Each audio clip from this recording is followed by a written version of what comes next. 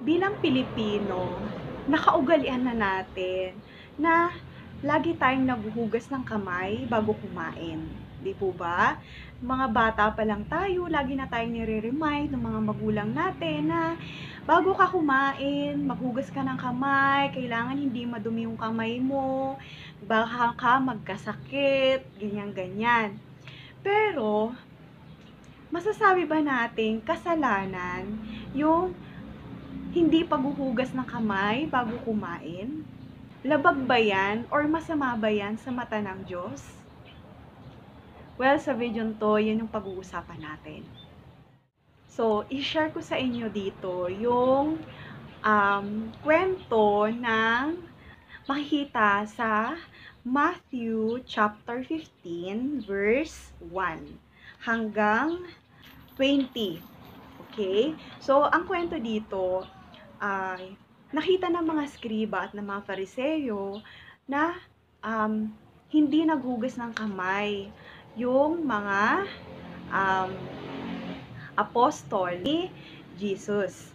So, ang sabi dito ng mga fariseyo, bakit daw nila, kumbaga, nilalabag yung tradisyon ng mga matatanda na kailangan maghugas ng kamay bago kumain.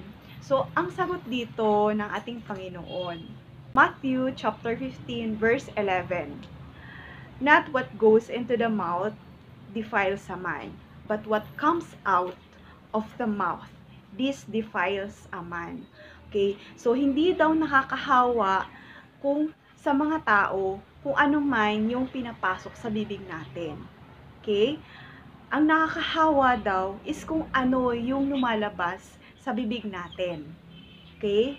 So, dito sa verse 17, ang sabi dito ng ating Panginoon, do you not yet understand that whatever enters the mouth goes into the stomach and is eliminated? So, kung ano man yung ipapasok natin sa bibig natin, iba pagkain, gamit yung ating kamay, marumi man yun, is papasok, pero lalabas din yan. Okay? So, magiging waste lang siya.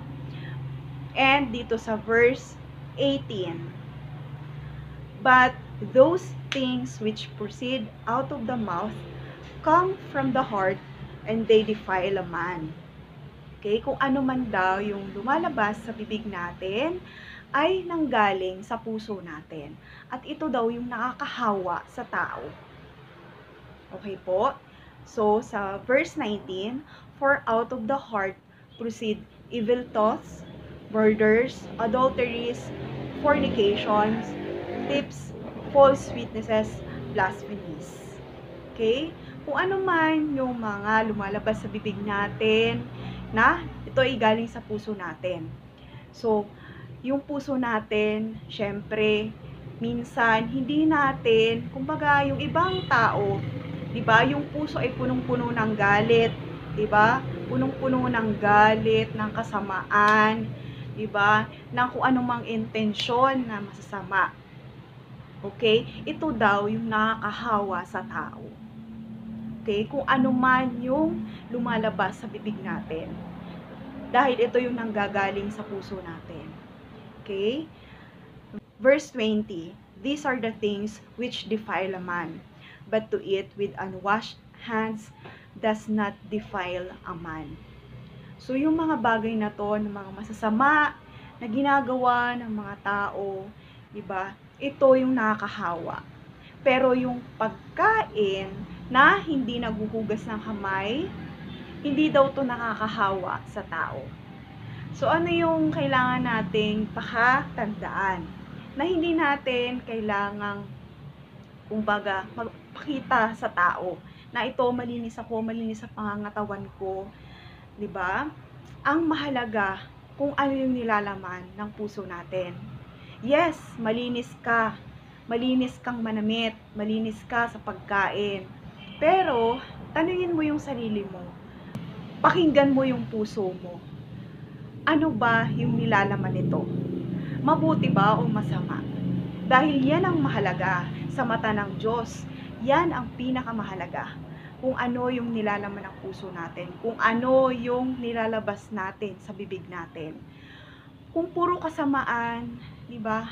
Inggit, paninira sa kapwa, 'di ba? Mga kabastusan, 'yan yung lumalabas sa bibig natin. Yan ang hindi maganda sa mata ng Diyos. Okay po? Yan ang kailangan nating pakatandaan na yan ang mas mahalaga kaysa sa mga pisikal na nakikita natin, 'di ba? Kung ano yung nasa loob natin. Diyan tayo huhusgahan ng ating Panginoon.